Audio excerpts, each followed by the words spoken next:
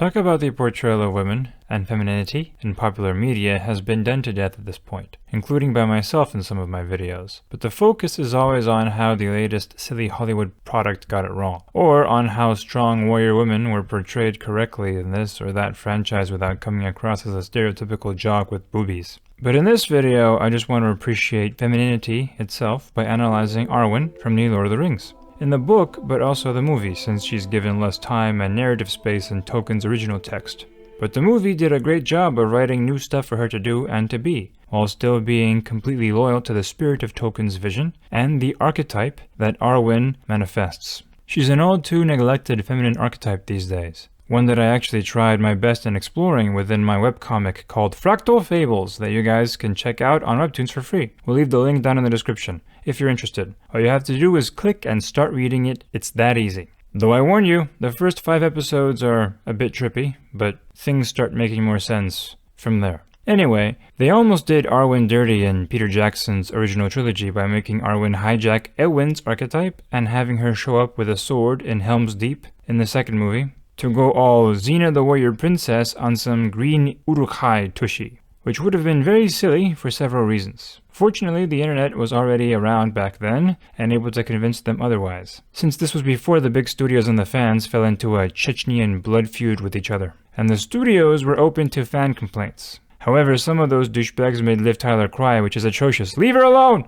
To be honest, the whole presence of elven archers at the Battle of Helm's Deep in the Two Towers movie diminishes that climactic idea of the fight for the future of men and the last stand feeling that was present in the books. The victory of Helm's Deep seemed like a miracle when only young and aging peasants managed to hold out until Gandalf arrived. Having Arwen fighting there would have just made it worse, and it would derail the impact of Eowyn's rise as a warrior to defend her people in the third movie. Also, I can't imagine Elrond throwing his daughter into that massacre. Plot-wise, it just wasn't the right decision. From what I gathered, Peter Jackson and crew almost did this with her character because they felt it was the best way to flesh her out more, as well as the easiest way to develop her romance with Aragorn. He's a warrior, after all, so having her fight alongside him was a lazy way to do it. But I also think that for a moment, the producers and writers fell into the trap of devaluing the simple and conventional, yet immensely powerful, femininity that Arwen represents. If Aragorn, Gandalf, and Frodo represent the 3 idealized aspects of masculinity, where Frodo is the common good man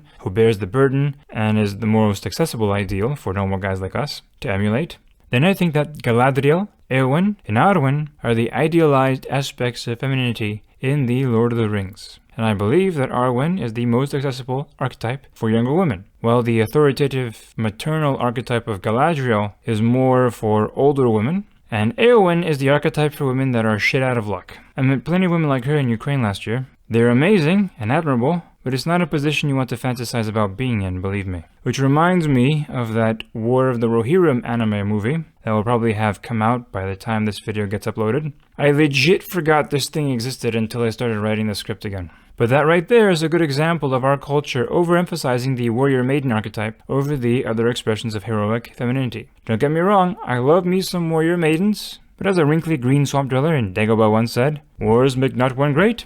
The kind of subtle but immensely powerful force that Arwen represents is undervalued at our own loss as a culture, in my opinion. Arwen is a fascinating character despite barely being in the books. Her influence behind the scenes is what helps shape the destiny of an entire civilization. You see, there are 3 main heroic archetypes for women in these epic stories. If the heroic archetypes for men are the king, the hero, and the pilgrim, for women it's the queen, the warrior maiden, and the guide, which is Arwen's archetype, similar to Ariadne in Greek mythology in the story of the Minotaur, where she guides Theseus through the labyrinth so that he can slay the monster. Another famous example would be the Lady of the Lake in the King Arthur stories, where this ethereal fairy woman gives the destined king his mythical sword, which is exactly what Arwen does in the Peter Jackson movie version.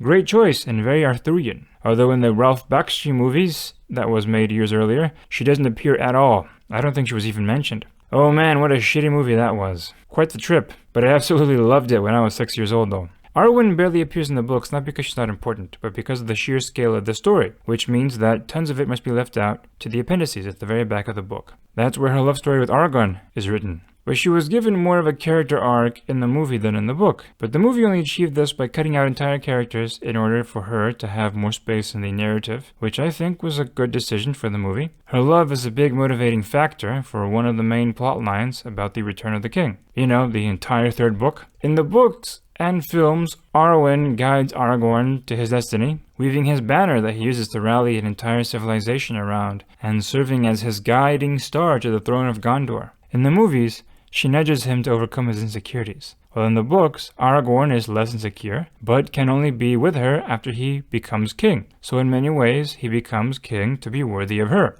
Many would think that this is a passive role on Arwen's part, that she's just the prize for a man to glorify himself, that she has no identity of her own, etc. But I don't see it that way. For one thing, Aragorn is defined by his relationship with Arwen, just as much as she is defined by him. That's what happens when two people love each other. It's not that Arwen is the passive object to Aragorn's active character journey. It's that Arwen is a force that pulls and Aragorn is a force that pushes. She pulls him along to his destiny, and he pushes forward against the odds. Their relationship feels like two forces of history interacting. This archetypal relationship between the queenly feminine and the kingly masculine characters, common in what Tolkien would call a fairy story, can, and often is, cynically interpreted as malicious for both genders in this day and age. Not only do people accuse this trope of turning women into trophies for a patriarchal quest, but others of the more red pill persuasion claim that it's a quintessential example of female privilege, where she just sits in a corner looking pretty while the guy risks his life in war and extremely difficult feats of courage,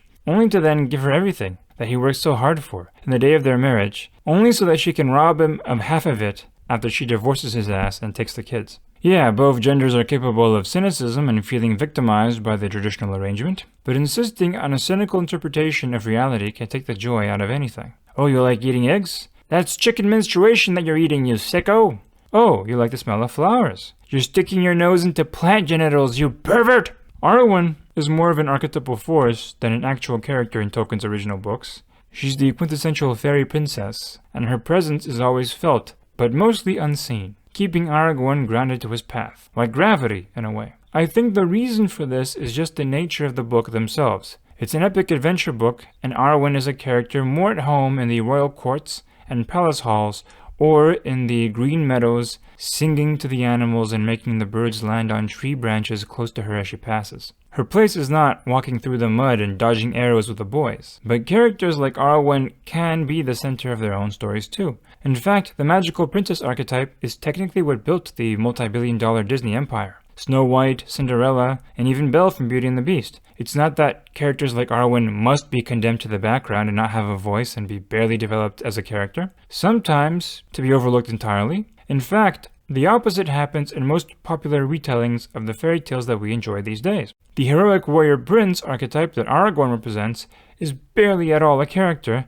that has any speaking lines in the classic Disney films of Snow White and Cinderella. You could actually cut him off entirely from Snow White and not lose much. Why not have Grumpy the Dwarf get the girl instead? Our short brothers deserve happiness too, don't you know? You can argue that those handsome dream dudes are a mere prize reward for those ladies remaining kind and virtuous. Dude just shows up and takes her to his castle. It really just depends on what story you're telling. But I am glad that they did give Arwen Undomiel, daughter of Elrond, half-elven, some actual bloody character development in the movie. And her psychic connection to Aragorn as she keeps him moving forward in dreams was fantastic. Some people find it cheesy, but I bet that's because they never have been in love, in a relationship so deep that you dream about each other. I have, and it's magical. Look, all I'm saying is I think Arwen is a great example of a change in the adaptation, but one that still remains loyal to the original work. They might have changed her character from the book to the movie, but they did not change her archetype, like they did with Galadriel in Rings of Power. That's why we constantly rewatch those movies. While I'd be surprised if anyone I know ever watches the War of the Rohirrim movie, they think that making it an anime will make us love it because all the nerds have become weebs now, but they don't realize that we nerds turn to anime because the writing tends to be better.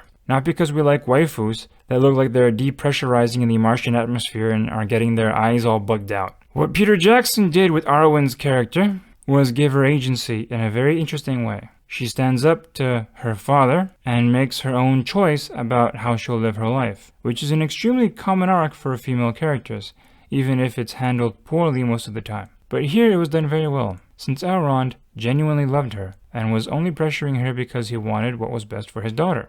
But Arwen rejects that not because she wants to exclusively focus on her own personal desires and have a "you go girl, smash the patriarchy" moment, but because she wants to stay and help the world be a better place. Yes, she also has the hope of getting what she wants, but she's denying the safety that her father wants for her to take a genuine risk for the greater good. And her relationship with her father remains healthy despite their tension and differing opinions. And I think the story is a healthy exploration of the female personal development, which I do think is different from male development in some crucial ways. I think that men and women mature differently in opposite directions, and this different reality often causes misunderstandings and a gender shock of sorts. Like a culture shock, but with chromosomes. In my own experience, and from what I've read and observed, girls and boys have different tendencies where boys naturally push back and challenge what society gives them from a young age, when they're young, rambunctious teens doing crazy crap and not caring at all about grades or what the adults tell them.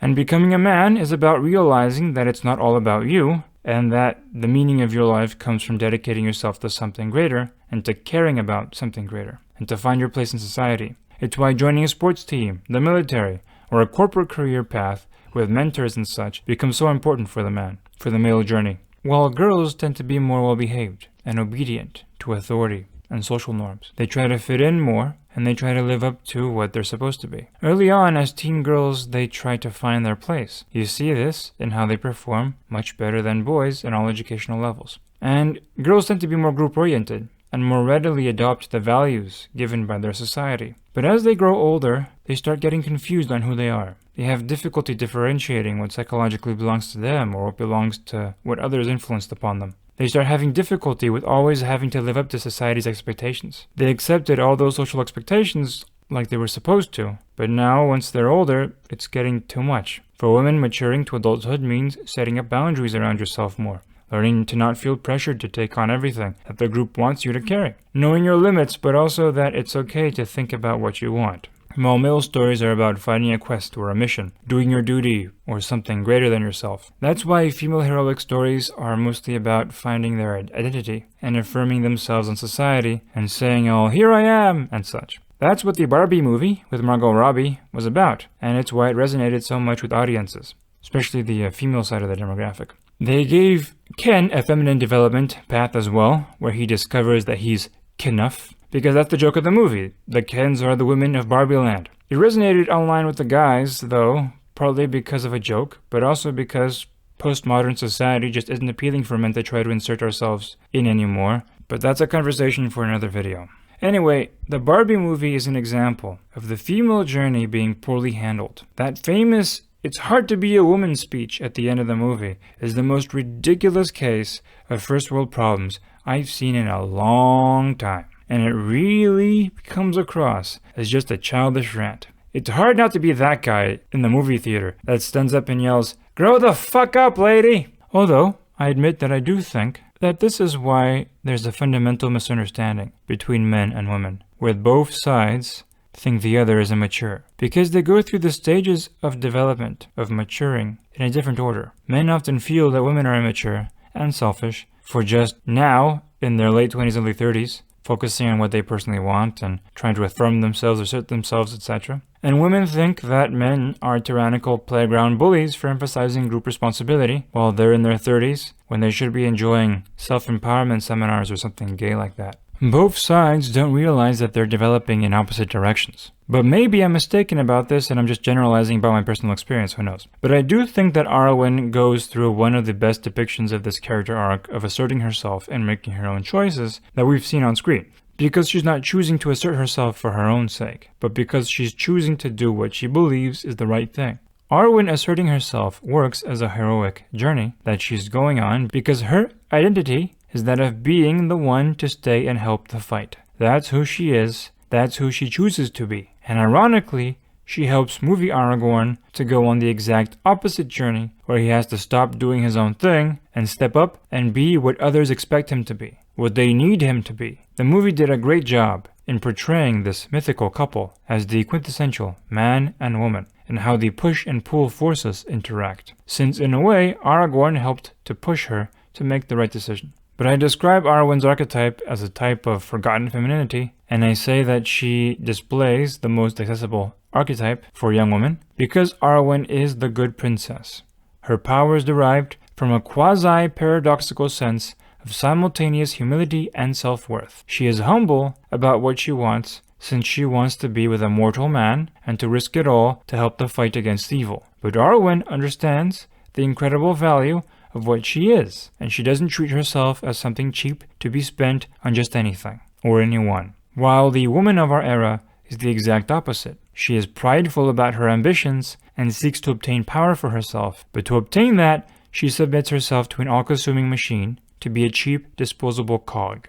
Arwen understands her value, which is why she expects her man to become the good king, but she is still willing to give up her immortality for love. She's humble and modest about her ambitions, since she's willing to submit herself to the immortality of her man, but she understands her worth as a person and only submits to a worthy authority that will cherish her. In my webcomic, The Fractal Fables, I actually try exploring all these archetypes, and I pit them against each other. If you guys are curious about it, you can click on the link in the description and read it for free. The episodes of the first season are coming out. If you guys like it enough, there will be a second one. Just give it a try, it costs nothing. I'd also like to announce that our upcoming Skyrim animation is done. We're just waiting for Ivan to do the music for the soundtrack. Also, I'll be going on a trip for a few months, but my friend Mr. Bird, whom you might have met in the Evangelion podcast, might come on here as a guest video essayist and make a video for you guys to keep you company while I'm gone. And I'm also not the one editing this video, and I won't be editing the next ones either, since, I'll be traveling. And with that, I end this video. I'd like to thank my patrons who make everything possible, and thank you all for listening to my ramblings. Have a good day, my friends.